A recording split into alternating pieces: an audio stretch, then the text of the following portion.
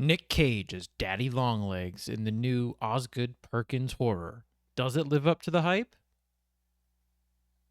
Mm, This is a tough one.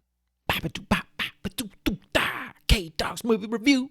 Longlegs is directed by Oz Perkins and stars Micah Monroe and Nicolas Cage. In pursuit of a serial killer, an FBI agent uncovers a series of occult clues that she must solve to end his terrifying killing spree. Okay, so before going into this, there was a lot of buzz around this movie. The trailers were, of course, hyping it up as the scariest movie in decades, relating it to The Silence of the Lambs or Seven, other FBI crime thriller horror movies. And Oz Perkins has proven to be a great filmmaker in the past with movies like The Black Coat's Daughter or Gretel and Hansel. However, whenever a movie is marketed as the scariest thing in decades, you really have to take that with a grain of salt. Most of the time, it's just to get your ass in a movie theater seat. But unlike other movies, I actually watched the trailer for this one. It was creepy without giving away too much information, so I was actually pretty hyped. So I sat my ass down in the theater and watched this. And I gotta say, this movie is kind of frustrating. Okay, so let's get into it. There are a lot of positives for this movie, and let me just start by saying that Perkins knows how to create tension and unease in a film. If I had to describe this movie in one word, I think it would be unsettling. It feels like you're in this weird trip throughout the entire movie until the end credits. It's something that sort of lingers with you on the drive home and makes you feel a little icky. There's so many moments throughout this movie where you just feel off. And I think that really has to do with the camera work. We sort of have these not bizarre, but just off camera angles. Whether we're looking at someone from below the chin or off to the side or just angled off. There are many instances where the character is at the center or the side of a frame and there is a big amount of space in the background, say an open doorway, for example. While the camera is focused on our character, who is either talking or sitting, reading, whatever, your eyes are hyper focused on that doorway in the background. You're constantly on edge, wondering if something is going to pop out in the corner of the screen or not. This movie does that throughout the entire runtime. It's also beautifully lit. The lighting in this movie is fantastic. It works very much in sync with the slightly off camera angles. A lot of shadows in this movie where you're just staring, waiting for something to pop out at you. Although it's not the most colorful movie, the grays and the darker colors really emphasize and put you into this place of dread and unease that extends itself throughout the entire movie.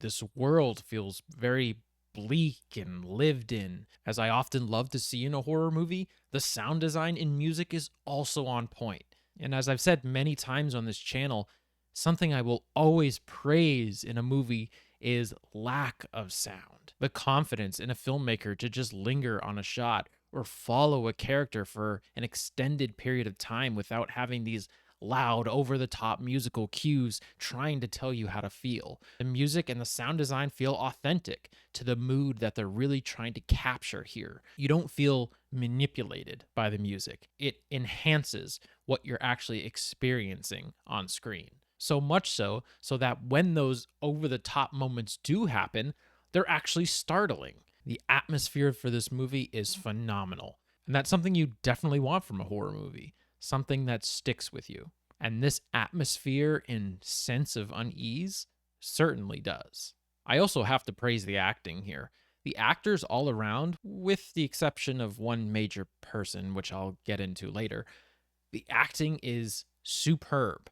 All around, great. Whether there are short moments of levity throughout this film, which there are some comedic moments that actually work really well and had my theater laughing in despite an overall dreadful movie. Whether we're just lingering on a character, or they're giving a monologue, or experiencing horrific things, or we're just following them walking to their car or driving. The subtle facial cues and physical performance of these characters are really done expertly well.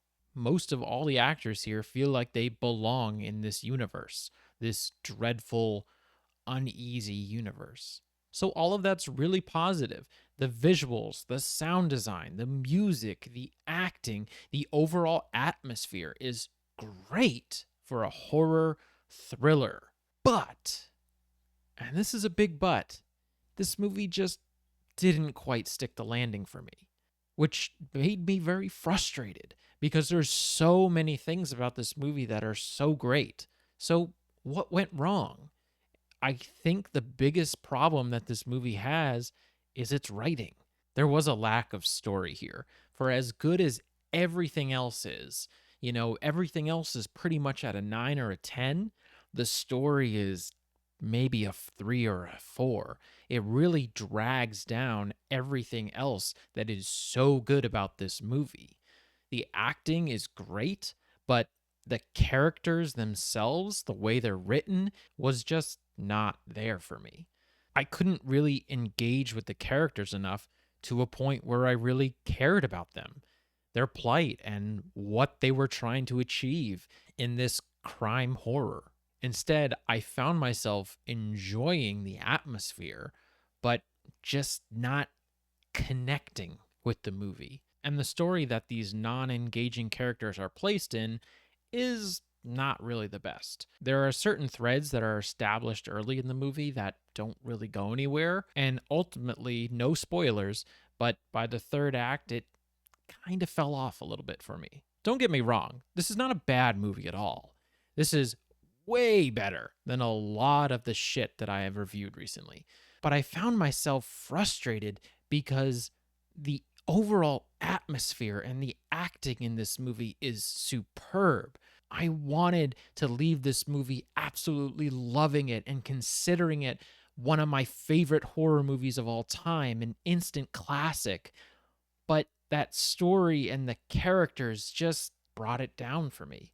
And the one actor that didn't really quite stick the landing for me was unfortunately Nick Cage. He does a great job in this movie during a lot of scenes, and there are incredibly tense moments with him. But he sometimes just goes too Nick Cagey. It feels like they just said, okay, Nick Cage, you need to say these 3 or 4 words during this scene. Other than that, just go off and do your own weird thing. And the camera just ended up lingering on him for too long, to a point where I'd feel the tension in the beginning, but then slowly start to feel myself laughing or kind of getting cringe vibes from it. I think subtlety, especially in horror, can do a lot for a villain. And there are points in this movie where it goes way beyond that. So overall, I definitely recommend seeing this movie. Again, it's not a bad movie by any means. The directing here is done super well. I just think this filmmaker who wrote this movie could have used a dedicated screenwriter instead. Because if this story was just a little bit better, then I think this would be an instant classic up there with the other GOATs in horror. But because of that, it just fell down to that pretty good but not great tier for me. Please let me know what you guys thought of this movie in the comments below. Did it live up to the hype for you?